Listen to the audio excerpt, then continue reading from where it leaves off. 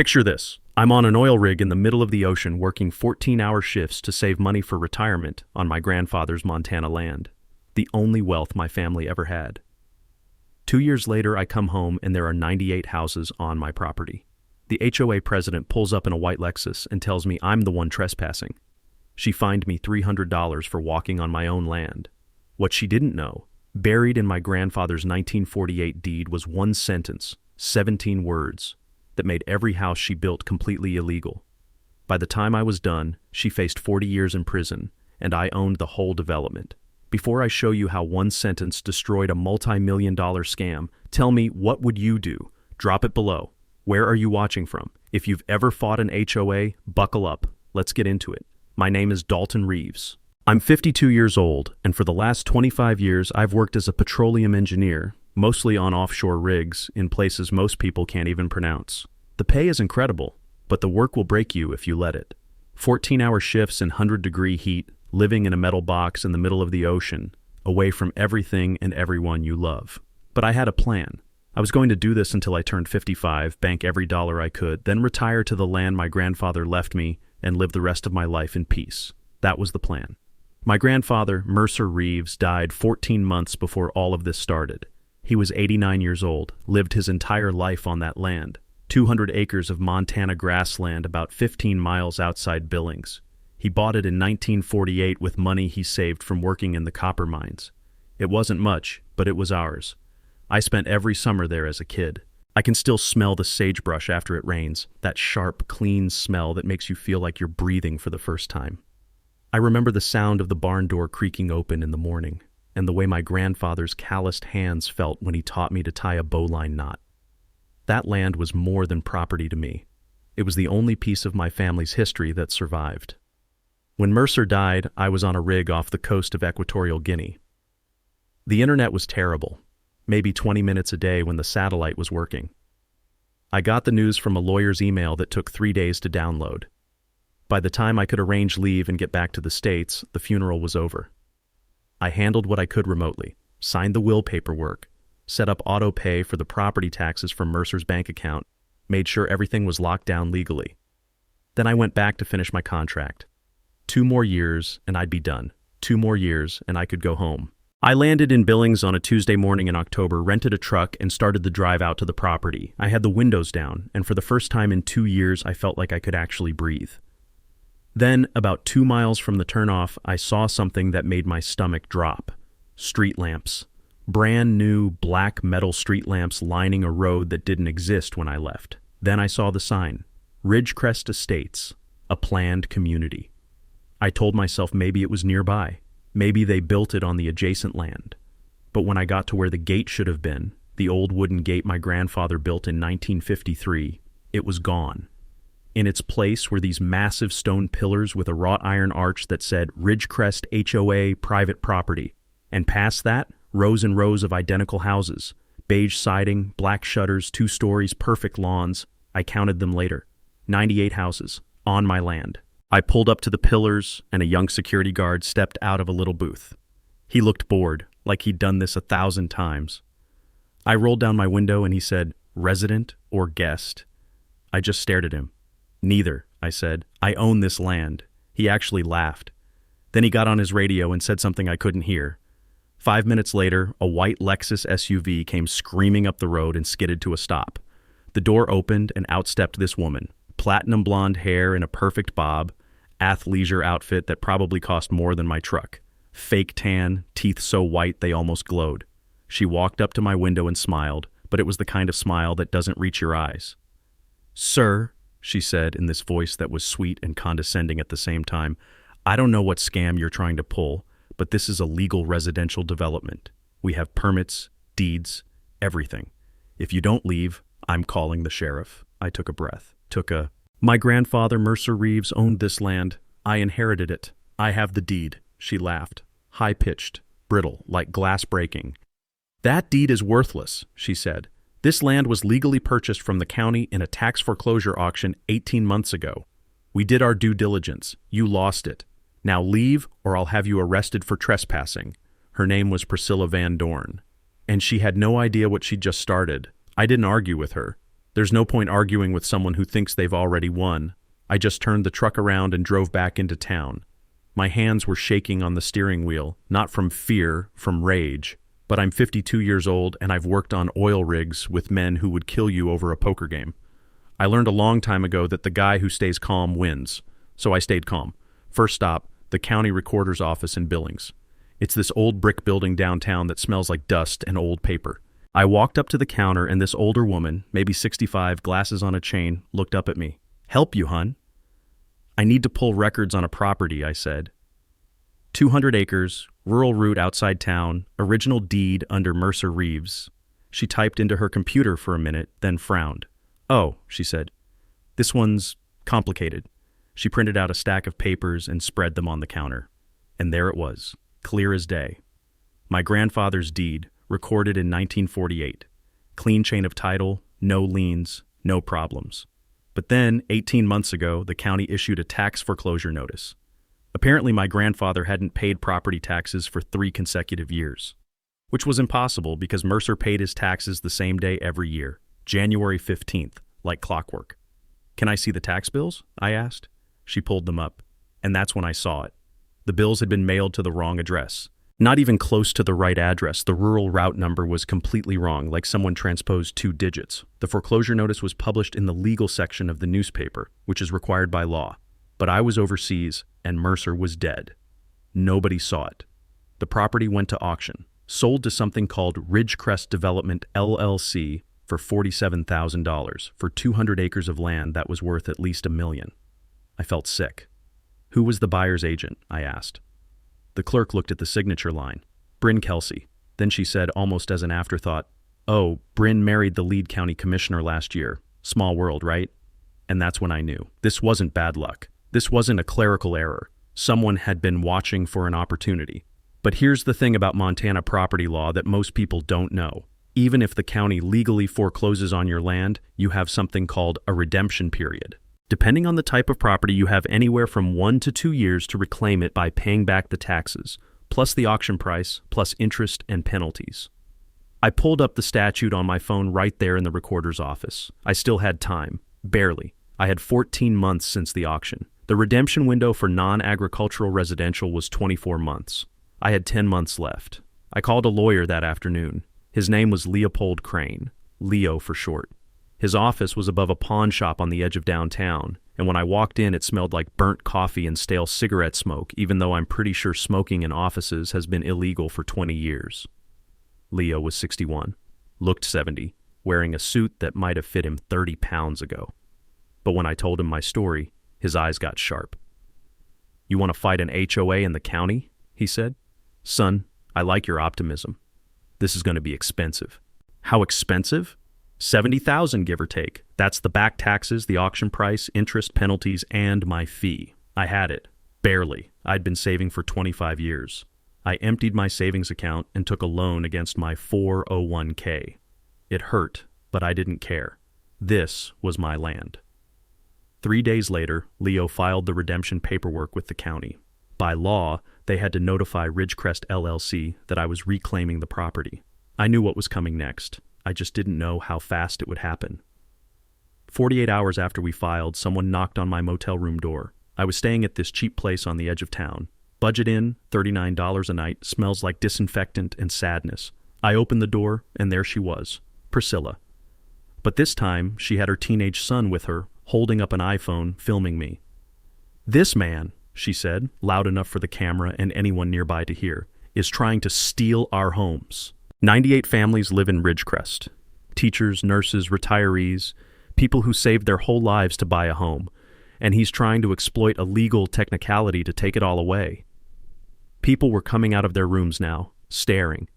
The motel manager came over. "Sir," he said to me, "I'm going to have to ask you to leave. We can't have this kind of trouble here." I looked at Priscilla. She was smiling. I packed my truck and left. But as I was loading the last box, this young woman, late 20s, wearing nurse scrubs, approached me quietly. "My name is Shauna," she said. "I live in Ridgecrest, Unit 34. Most of us didn't know about any of this." Priscilla told us the land purchase was completely legitimate. She looked scared. "If you win, what happens to us? To our mortgages?" And right then I realized something important. The people living in those houses? They were victims too. This wasn't their fault. It was hers. That night, Leo called me. I'd moved to a different motel across town.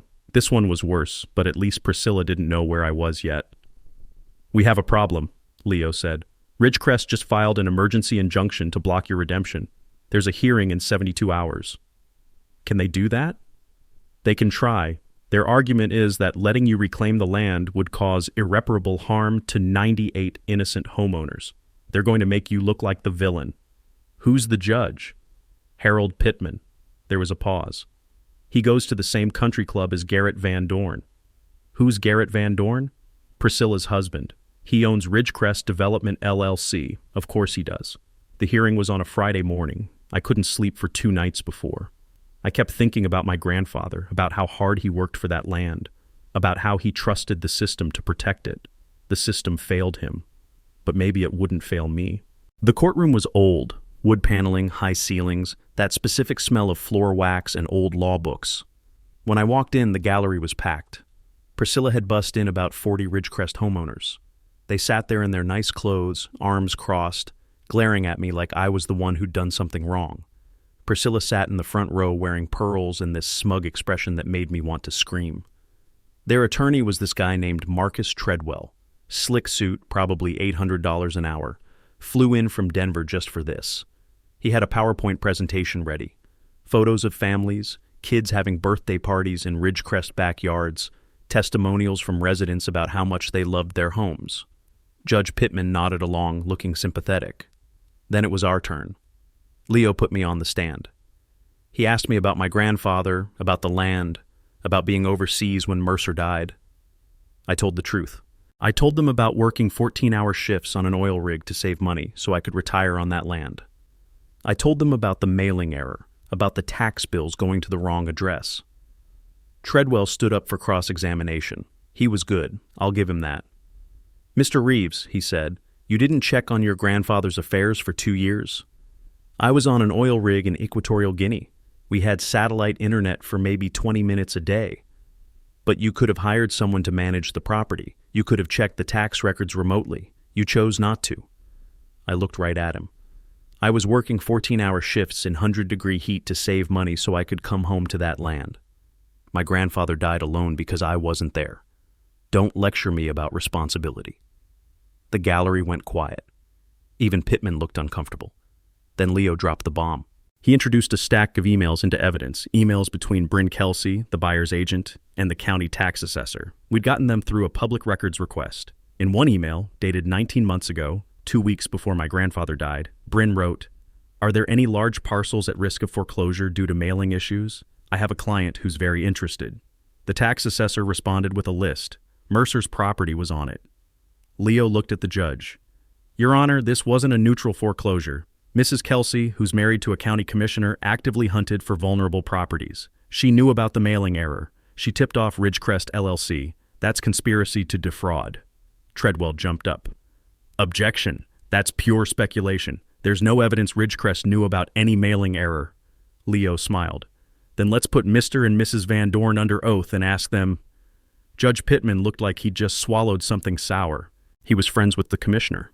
This was getting messy. He cleared his throat. "I'm ordering a 30-day continuance for depositions. We'll reconvene after that." Priscilla's face went white. As we walked out of the courthouse, she was waiting on the steps.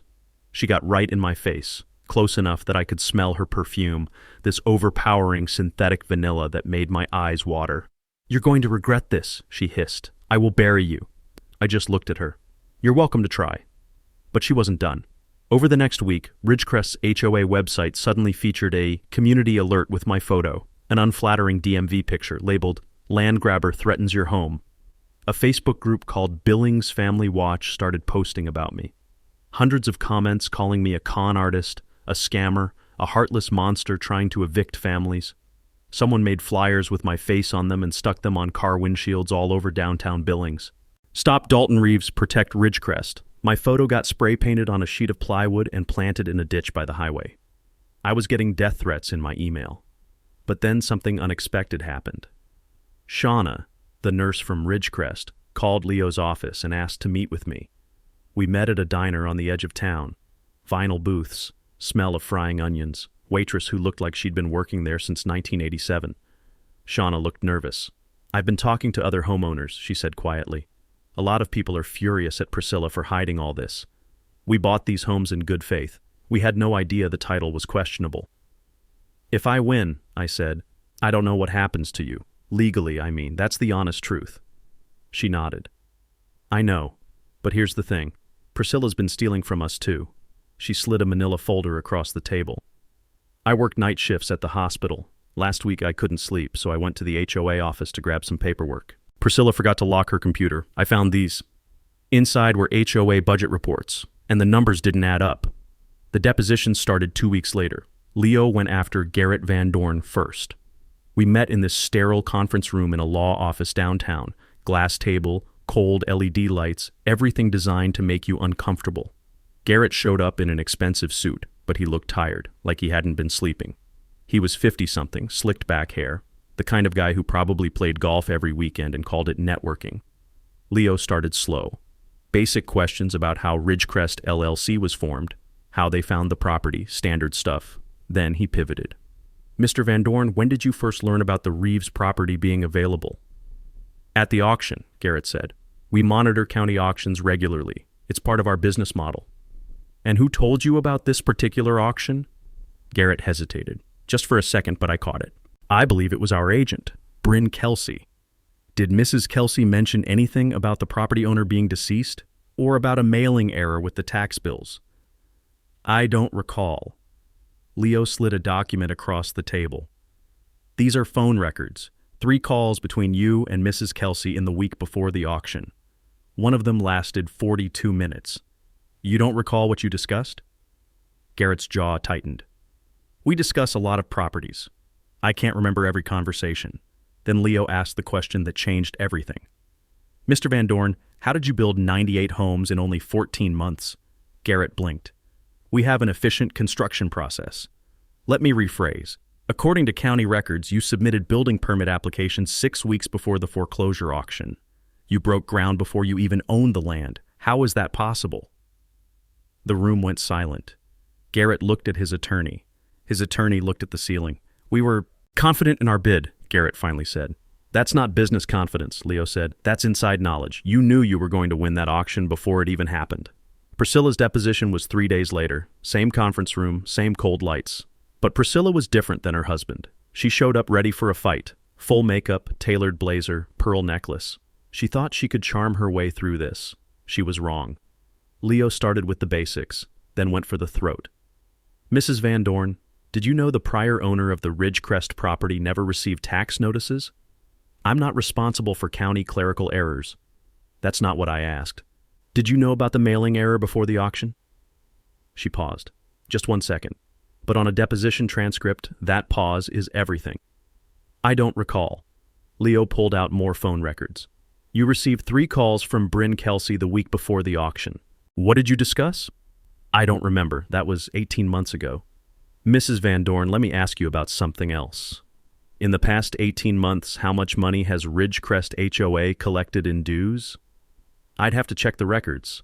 I have them here. $340,000. Can you explain where that money went?" Priscilla's face tightened. "Landscaping, legal fees, administrative costs, it's all in the annual report." "Your annual report lists $180,000 for landscaping. I drove through Ridgecrest yesterday. You have some sod and a few trees. That's not $180,000 worth of landscaping. We hired premium contractors." Leo slid another document across the table. "These are bank statements. $120,000 in checks written to something called VD Consulting LLC. That's a shell company owned by your husband. You've been funneling HOA dues to your husband's personal accounts." Priscilla's attorney put his hand on her arm, but she shook him off. "That was for legitimate consulting services." "What services?" "Business consulting, strategic planning." "For an HOA?" Leo leaned forward. "Mrs. Van Dorn, you've been stealing from the very people you claim to represent, and you have the nerve to call my client a thief." Priscilla stood up. "This deposition is over." She grabbed her purse and walked out. Her attorney stayed behind, looking miserable. That night, Priscilla called an emergency HOA meeting. It was held in the Ridgecrest Community Center, this bland, echoey room with folding chairs and fluorescent lights. About 60 homeowners showed up. I wasn't invited, obviously, but Shauna was there. She told me everything. Priscilla stood at the front with a microphone, and she was vibrating with rage. "Dalton Reeves is trying to destroy everything we've built here," she said. "He's using lies and manipulation to turn you against me. But I want you to know, I have fought for this community every single day. Everything I've done has been for you." A middle-aged man in the back, retired teacher, Shauna said his name was Curtis, stood up. "Is it true the land sale is being investigated for fraud?" Priscilla's face went red. "That's a vicious rumor started by Reeves." Curtis pulled out a piece of paper. "I filed a Freedom of Information Act request with the county. I have copies of the emails between Bryn Kelsey and the tax assessor. You knew the owner never got the tax bills. You knew it was fraud." The room erupted, people shouting, demanding answers. Priscilla tried to regain control, but it was too late. Shauna stood up. "I also have copies of the HOA budget. Can you explain why your husband's company received $120,000 in payments?" Priscilla grabbed the microphone. "Fine. You want the truth? That land was wasted on some old hermit who didn't even live on it. We turned it into something valuable, homes, community. So what if we bent a few rules, we made something out of nothing?" Dead silence. Then someone in the back said, "You just admitted to fraud. On camera." Priscilla turned around. A guy in the corner, tech worker younger than most residents, was holding up his phone. He'd been live streaming the whole meeting to a private Facebook group. 150 people had just watched her confession. Priscilla went pale. Her husband, Garrett, who'd been sitting in the corner the whole time, stood up and grabbed her arm. "We're leaving. Now." They rushed out. The door slammed behind them. And for the first time since this whole nightmare started, I thought maybe, just maybe, I was going to win. The next morning, Leo called me at 7 a.m. I was staying at yet another motel. This one had a broken air conditioner and stains on the ceiling I didn't want to think about. But at least nobody had found me yet. "Get to my office," Leo said. "Now." Ingrid found something. Ingrid was Leo's paralegal, sharp woman in her late 20s. Went to law school at night while working full-time. When I got to the office, she had documents spread across every available surface. She looked like she hadn't slept. "I was doing title research," she said, "going back further than usual, and I found something in your grandfather's original 1948 deed. Look at this clause." She pointed to a paragraph near the bottom of the deed. The language was old-fashioned, formal, the kind of legal writing they don't use anymore. It said, "Said land shall revert to Reeves family heirs if ever used for residential subdivision, without written consent of grantor's descendants." I read it 3 times.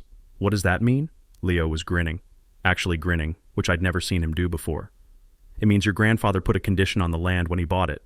If anyone ever tried to turn it into a housing development without permission from his family, without permission from you, the land automatically reverts back to the Reeves family. It's called a reverter clause."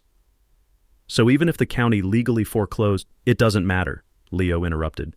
"The second Ridgecrest started building houses. The reverter clause triggered. The land came back to you automatically. They've been trespassing this entire time." I sat down. My hands were shaking. "Every house is illegal?" "Every single one." Ingrid pulled up another document. "And here's the beautiful part. I checked Ridgecrest's title insurance policy. They bought the cheapest policy available. It explicitly excludes coverage for reverter clauses. It's right here in the fine print. When you win, they can't even file an insurance claim to recoup their losses. They're completely exposed." Leo leaned back in his chair. "Dalton, you don't need redemption rights anymore. You already own the land. You've owned it since the day they poured the first foundation. We just need to file a quiet title action and let a judge confirm it." "How long will that take? In Montana, with evidence this clear? Maybe 60 days? I thought about Priscilla's face when she found out. I thought about Garrett, who'd sunk millions into this development thinking he was safe. And I thought about the 98 families who had no idea they were living in houses built on illegally obtained land. "What happens to the homeowners?" I asked. Leo shrugged. "Legally? They're your tenants now. You could evict them all if you wanted to. I don't want that." "Then you negotiate. You have all the leverage, Dalton. You decide what happens next." That afternoon, Leo sent a formal legal notice to Ridgecrest LLC, citing the reverter clause and informing them that they had no legal claim to the property. Within 2 hours, Priscilla called her attorney. Within 4 hours, her attorney quit. Marcus Treadwell, the expensive Denver lawyer, sent Leo an email that just said, "I advised my clients to read the full title report. They chose not to. I'm withdrawing from representation. Good luck to you." Priscilla showed up at my new motel that evening. I don't know how she found me. Maybe she'd hired a private investigator. Maybe she'd just been driving around looking for my truck. She knocked on the door, and when I opened it, she looked like she'd been crying. No makeup, hair in a messy ponytail. This was the first time I'd seen her without the armor.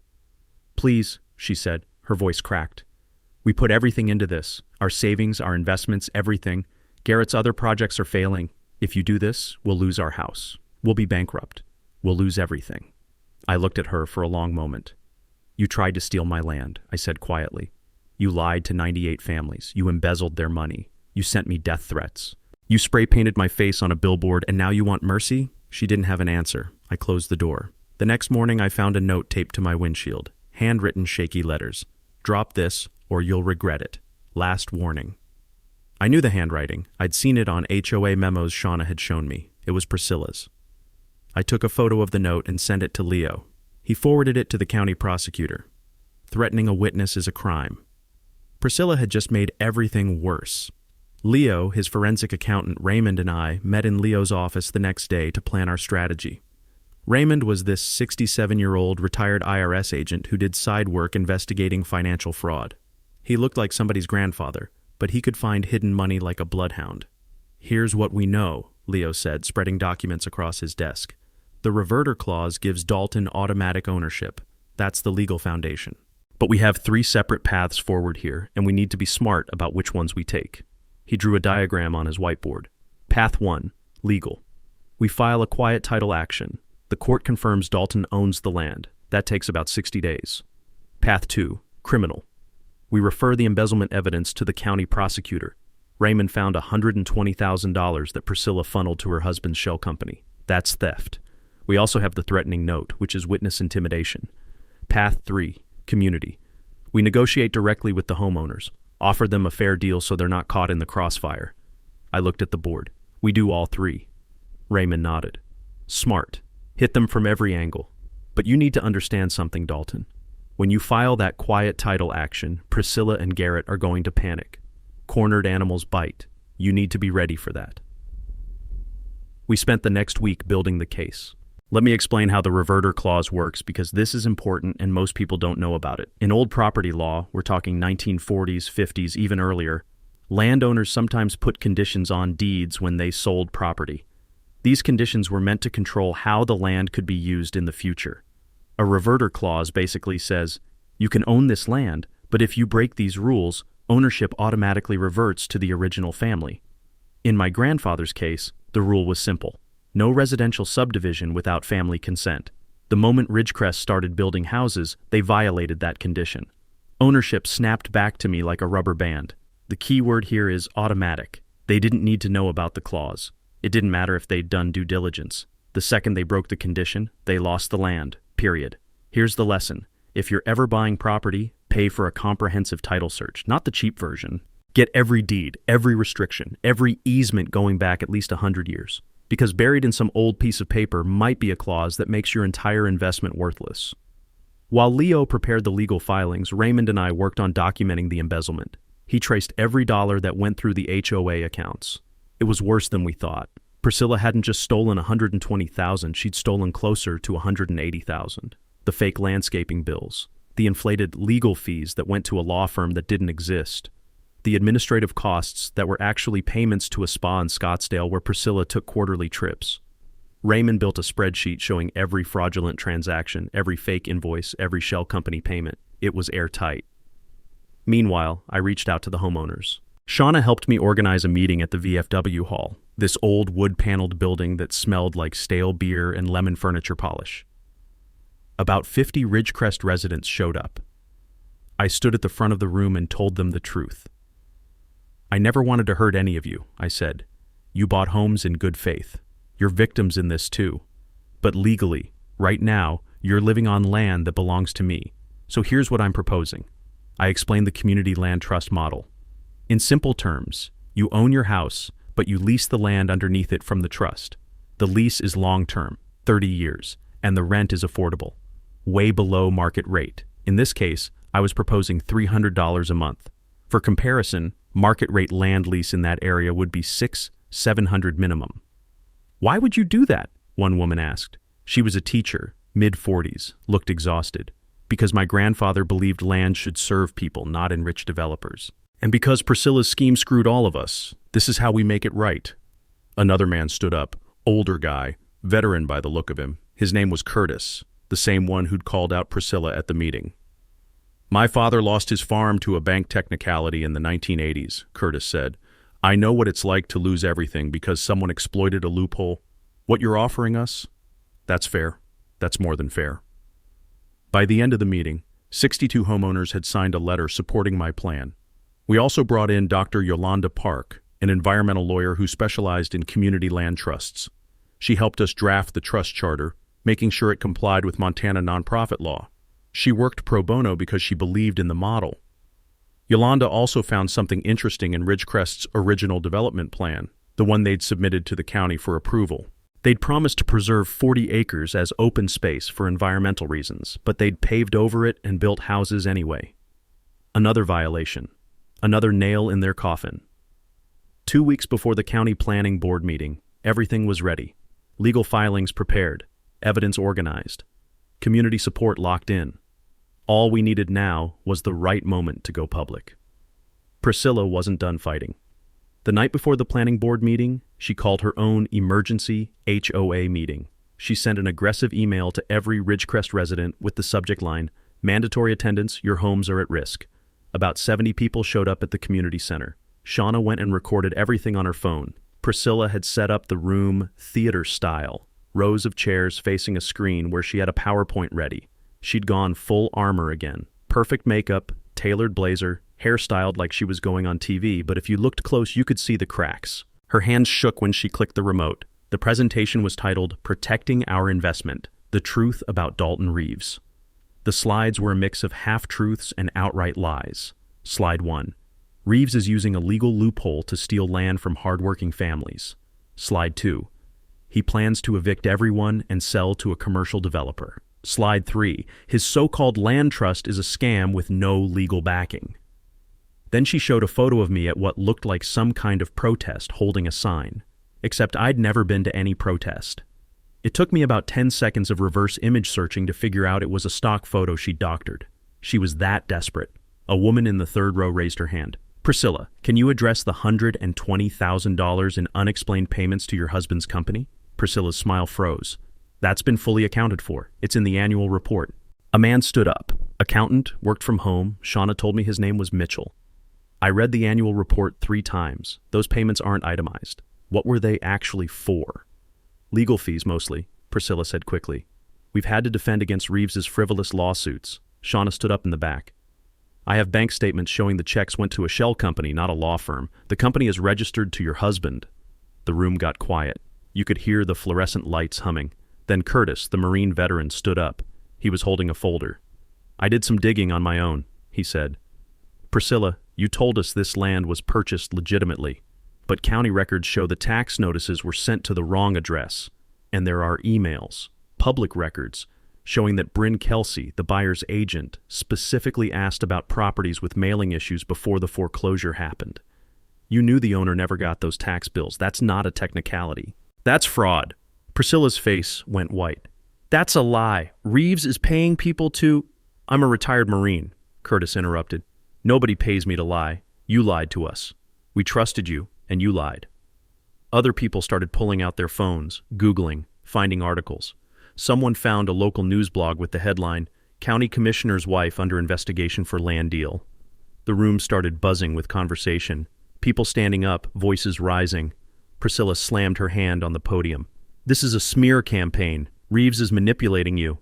Then explain the money, Shauna said loudly. Explain the shell company. Explain the emails. Explain why you started building houses 6 weeks before you even owned the land. Priscilla grabbed the microphone and something inside her snapped. Her voice got shrill, desperate.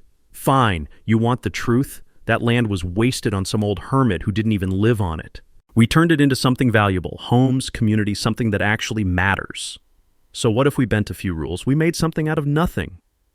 The room went dead silent. Then someone in the back said, "You just admitted to fraud. On camera." Priscilla spun around. A younger guy, tech worker, early 30s, was holding up his phone. He'd been live streaming the entire meeting to a private Facebook group. 153 people had just watched her confession in real time. The color drained from Priscilla's face. She looked at the phone, then at the crowd, then at her husband. Garrett had been sitting in the corner the whole time, silent. Now he stood up, walked to Priscilla, and grabbed her arm hard enough that she winced. "We're leaving," he said through clenched teeth. "Now." They pushed through the crowd toward the exit. Someone booed. Someone else started clapping slowly, sarcastically. The door slammed behind them. After they left, Curtis walked to the front of the room. "I think we need to vote," he said. "Who here wants to hear Dalton Reeves's actual proposal before we make any decisions?" Every single hand went up. Shauna called me. I was parked 2 blocks away, expecting chaos. I got to the community center in 5 minutes. When I walked in, 70 people turned to look at me. I didn't have a PowerPoint. I didn't have slides. I just told them the truth. I explained the reverter clause. I explained my land trust plan. I showed them the draft lease agreements, the budget projections, the legal structure. I emphasized, I don't want revenge on you. You're victims too. I want revenge on the people who lied to all of us. The questions were tough but fair. People wanted to know about their mortgages, their equity, their property values. I answered everything honestly. By the end of the night, 64 homeowners signed a petition supporting my plan. Curtis shook my hand at the door. "My dad lost his farm to a bank technicality in the 80s, he said. "I know what it's like. You're doing the right thing." I walked outside into the cool night air. I could smell pine trees from somewhere nearby, hear crickets chirping. For the first time in months, I felt like maybe this would actually work. Then my phone rang. It was Leo. "Garrett just filed for bankruptcy protection," he said. "He's trying to shield his assets before your lawsuit hits. Can he do that?" "He can try, but bankruptcy won't protect him from criminal charges." The county planning board meeting was the next evening. The county building was this utilitarian concrete box with fluorescent lights and worn linoleum floors that squeaked when you walked. The meeting was scheduled for 6 p.m., and by 5:30 the parking lot was full. A local TV crew was setting up outside. Apparently it was a slow news week, and a corruption story was too good to pass up. Maritza Chen, a reporter from the Billings Gazette who'd been covering the story, stopped me on the sidewalk. "Mr. Reeves, is it true you're accusing the Van Dorns of embezzlement?" "I'm letting the evidence speak for itself," I said. Inside the meeting room, the 5 planning commissioners sat at a long table at the front. One of them was Walter Kelsey, Bryn's husband, the county commissioner whose wife had tipped off Ridgecrest about the foreclosure. He looked like he wanted to be anywhere else. Item 7 on the agenda. Ridgecrest Estates Phase 2. Expansion, 40 residential lots. Preliminary approval request. Garrett Van Dorn appeared via Zoom. He claimed he was traveling for business, but everyone knew he was hiding. His face on the screen looked haggard, unshaven, bags under his eyes, wrinkled shirt. He presented his proposal in a flat, defeated voice. 40 more homes, infrastructure improvements, tax revenue for the county. When he finished, the board chair asked if there were any public comments. I stood up and walked to the microphone. "My name is Dalton Reeves," I said. "I'm the legal owner of the land currently occupied by Ridgecrest Estates. I'm here to inform the board that Phase 1 was built illegally, and Phase 2 should be rejected immediately." One of the commissioners, a woman in her 50s, neutral expression, leaned forward. "Those are serious accusations. What's your basis?" "I've submitted a 40-page brief to the county attorney, but I'll summarize. The original 1948 deed contains a reverter clause prohibiting residential subdivision without family consent. Ridgecrest Development LLC violated that clause. They also began construction before holding clear title, which suggests foreknowledge of the foreclosure outcome. Additionally, they've been embezzling HOA funds. And Bryn Kelsey, wife of Commissioner Kelsey, provided insider information to help Ridgecrest acquire the land through a fraudulent foreclosure process. The room erupted. Walter Kelsey stood up, his face red. "That's defamatory. I'll sue you for slander." I looked right at him. "Sue me with what money? Your wife is under criminal investigation." The board chair slammed her gavel. "Order! Everyone calm down." I pulled out my laptop and connected it to the room's projector. "I have evidence," I said. I played an audio recording, a phone call between Bryn Kelsey and Garrett Van Dorn from 19 months ago, discussing the Reeves parcel and how to expedite the foreclosure process. In the recording, Bryn mentioned talking to my contact at the assessor's office to make sure the notices go to the wrong address. The room went silent. You could hear the hum of the projector. Walter Kelsey stood up, grabbed his briefcase, and walked out. The TV cameras in the back swiveled to follow him. A reporter chased him into the hallway, shouting questions. He got in his car and drove away without saying a word. Then the doors burst open and Priscilla Van Dorn stormed in. She'd been watching the live stream from the parking lot. She was shaking with rage. "He's lying!" she screamed. "We did everything by the book, everything!" The board chair pointed her gavel at Priscilla. "Ma'am, you're out of order. Sit down or leave." Priscilla ignored her. She marched right up to where I was standing. "You've ruined us. We're bankrupt because of you. Our house, our savings, everything is gone." I looked at her calmly. "You ruined yourselves." Two sheriff's deputies who'd been standing by the door moved forward and escorted Priscilla to the hallway. Through the open door, we could see her crying, mascara running down her face, shouting incoherently. The TV cameras got all of it. Back in the meeting room, the board chair turned to the county attorney, who was sitting in the front row looking miserable. "Is there an active investigation?" The attorney cleared his throat. "I can confirm that our office, in coordination with the Montana Attorney General and the FBI, is reviewing allegations of fraud related to the Ridgecrest development. I cannot comment further on an ongoing investigation." "FBI?" one of the commissioners asked. The attorney nodded. "Ridgecrest Development LLC used federal small business loans, specifically PPP loans from the COVID relief program, to fund construction. They claimed the development was essential infrastructure. If those claims were fraudulent, that's a federal crime." The board voted unanimously to table the Phase 2 expansion indefinitely. Outside reporters swarmed me. Maritza from the Gazette asked, "What do you want to happen to the Van Dorns?" "I want justice for my grandfather and for the 98 families who were lied to. If that means prosecution, so be it." "Will you evict the homeowners?" "Absolutely not. I'm working with them to create a community land trust. They're staying. They've done nothing wrong." That night, a tech worker from Ridgecrest posted a 2-minute video clip to YouTube. My testimony, Priscilla's meltdown, Walter Kelsey fleeing. The title was HOA President's Multi-Million-Dollar Land Scam Exposed in Real Time. It got 400,000 views in 24 hours. CNN picked it up. Then it went fully viral. My phone didn't stop ringing for 3 days. 1 week after the planning board meeting, the Montana Attorney General's office called a press conference in Helena, the state capital. They sent me a formal invitation as victim's representative. I drove the 3 hours from Billings alone, listening to talk radio and trying not to think about what was coming. The press conference was held in a government building with marble floors and the state seal on the wall. There must have been 30 reporters there, cameras everywhere, that electric feeling in the air that comes right before something big happens. The Attorney General stepped up to the podium, older woman, gray hair, the kind of person who looked like she'd been a prosecutor for 40 years and didn't take nonsense from anyone. She shuffled her papers and began, "Good morning. Today we are announcing criminal charges in what we believe to be one of the most significant development fraud cases in Montana history. The defendants orchestrated a multi-year scheme to illegally acquire land, defraud homeowners, and profit from embezzled funds."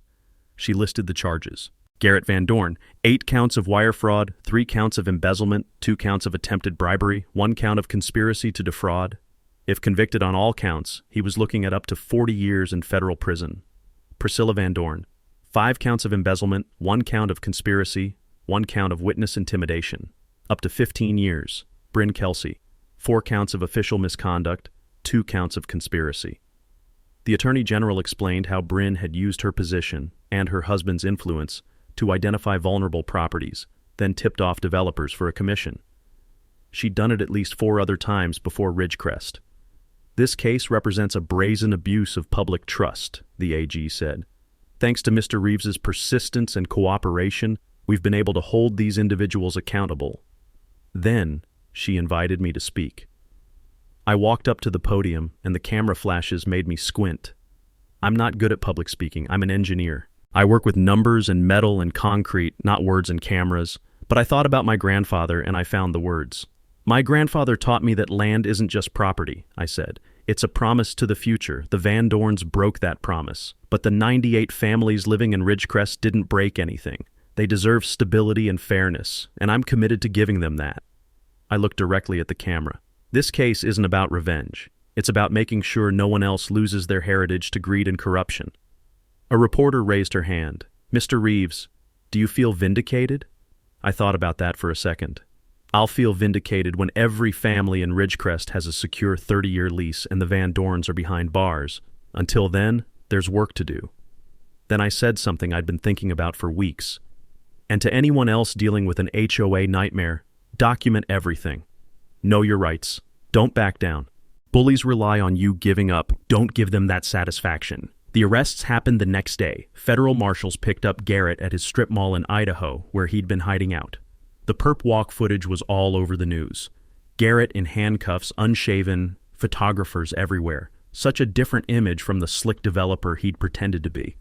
Priscilla was arrested at her mother's house in Bozeman. She'd fled there after the planning board meeting. When the marshals showed up, she apparently locked herself in the bathroom and refused to come out for an hour. They had to threaten to break the door down. Bryn Kelsey turned herself in with her attorney and posted bail immediately. Family money. But her law license was suspended pending the outcome of the case. 2 weeks later, the court formally voided Ridgecrest LLC's title and declared me the legal owner via the reverter clause. I immediately established the Mercer Reeves Community Land Trust and transferred the 200 acres into it. I set up a board of directors, Curtis, Shauna, and 3 other homeowners who'd supported me from the beginning. All 98 families were offered 30-year ground leases at $300 a month. 96 of them signed within a week. The other 2 moved out voluntarily. They'd gotten job offers in other states, and we found new residents within a month. The homeowners organized a celebration at the community center. It was potluck style. People brought casseroles and desserts, and somebody's uncle played guitar. About 80 people showed up. Curtis proposed a toast. To Dalton, he said, raising a beer. And to fighting for what's right, even when it's hard. People cheered and clinked glasses. I felt uncomfortable with all the attention. I'm just a guy who wanted his land back, I said. You all did the real work, standing up to Priscilla, sharing evidence, trusting me when you had no reason to. This is your victory. Shauna came up to me near the end of the night. She was holding a wrapped package. We got you something, she said. I opened it. Inside was a framed photograph, an old picture of my grandfather on horseback, probably from the 1960s. They'd overlaid it with an outline of the 200 acres and added text, in honor of Mercer Reeves. His legacy lives on. I had to walk outside for a minute because I couldn't let them see me cry. That was a year ago. A lot has changed since then. The Mercer Reeves Community Land Trust is thriving. We're using the surplus income from the ground leases, about $200,000 a year after expenses, to fund 3 initiatives. First, scholarships. We give $50,000 a year to rural Montana kids pursuing degrees in trades or agriculture. We call them the Mercer Reeves Legacy Scholarships. Last year, we sent 8 kids to college who couldn't have afforded it otherwise. Second, land preservation. Remember that 40-acre parcel Priscilla wanted to develop for Phase 2? We bought it, turned it into a public park with hiking trails, picnic areas, and protected wetlands. There are deer there now, and last spring someone spotted a family of foxes. My grandfather would have loved that. Third, community solar. We designated 10 acres for solar panels. The electricity goes back to Ridgecrest residents and cuts their power bills by about 30%. Turns out when you actually use HOA money for the community instead of stealing it, you can do some pretty incredible things. As for me, I built a small cabin on the edge of the preserved land. Off-grid, solar panels, rainwater collection, the whole sustainable setup my grandfather always talked about but never got around to building. I live there part of the year. The rest of the time I consult for other community land trusts around the country. Turns out there are a lot of people trying to build affordable housing, and my story opened doors. I get calls from Oregon, Vermont, North Carolina, places I've never been. I help them set up the legal structures, avoid the pitfalls, deal with the opposition. It's good work. I even started dating someone. Met her at a land conservation conference in Missoula. She's a botanist, studies native grasses. We take it slow. But she understands why the land matters, and that's important to me. Ridgecrest itself has completely transformed. The families there formed this incredibly tight-knit community. Shared trauma does that sometimes, bonds people together. They have an annual festival now, every August. They call it Mercer Fest. Live music, barbecue, kids running around, the whole thing. It's become one of the biggest community events in the county. Several families started small businesses using trust resources. There's a community garden co-op that sells vegetables at the farmer's market, a woodworking workshop in one of the common area garages, a farm-to-table food truck that parks downtown on weekends. National media picked up the story. The New York Times did a feature called "How One Man Beat an HOA and Built a Community." CNN sent a crew out to film the neighborhood. Ridgecrest became this model for affordable housing innovation, proof that there's a better way to do things. Other HOA abuse victims started reaching out to me, asking for advice. I got so many messages that I created a free online guide, How to Fight HOA Abuse, Legal Strategies and Resources. It's been downloaded more than 50,000 times. I get emails from people all over the country telling me their stories, asking questions, sometimes just saying thank you for proving it's possible to win. The Montana legislature even passed a bill requiring stricter oversight of HOA finances. They call it the Ridgecrest Reform Act. Every HOA in the state now has to file annual financial reports with the county, and board members can be held personally liable for embezzlement. It won't stop every corrupt HOA, but it's a start. As for the Van Dorns, Garrett pleaded guilty to avoid trial. He got 12 years in federal prison and was ordered to pay $2.3 million in restitution. He'll be 70 before he gets out. Priscilla pleaded guilty to embezzlement and got 4 years. She's also permanently banned from serving in any HOA leadership position anywhere in the country. Bryn Kelsey lost her law license and got probation because she cooperated with prosecutors. Last I heard, she and Walter were divorced. A few weeks ago, Curtis called me. We were having coffee at that same diner where I'd met with Shauna, the one with the vinyl booths and the smell of frying onions. "My cousin in Wyoming has a problem," he said. "HOA trying to foreclose on her ranch because her fence is the wrong color. She's about to lose everything." I smiled. "Tell her to call me." Because here's what I learned from all this. The system is broken. It favors the powerful, the connected, the people who know how to exploit the loopholes. But it's not unbeatable. You just have to be willing to fight, and you have to be smarter than they are. So, if you're out there dealing with your own HOA nightmare, if you're being fined for ridiculous violations, if you're watching corrupt board members steal your money, if you feel powerless, I want you to know something. You're not powerless. Document everything. Get copies of every email, every violation notice, every financial report. Know your state's laws. Find a lawyer who's willing to fight. Build alliances with your neighbors. And whatever you do, don't give up. Because they're counting on you giving up. That's how they win. My grandfather spent 70 years protecting that land. I spent 18 months fighting for it. And now 98 families have homes they can actually afford. Kids are going to college who wouldn't have otherwise. And 200 acres of Montana grassland will stay protected forever. Yeah, it was worth it. So here's what I need from you. Drop a comment and tell me, have you ever dealt with an HOA that abused its power? What happened? Let's shine a light on these stories. And if you want to see more stories like this, underdogs beating corrupt systems, justice actually being served, hit that subscribe button. Because I'm not done telling these stories. Not even close. Thanks for watching. And remember, fight back.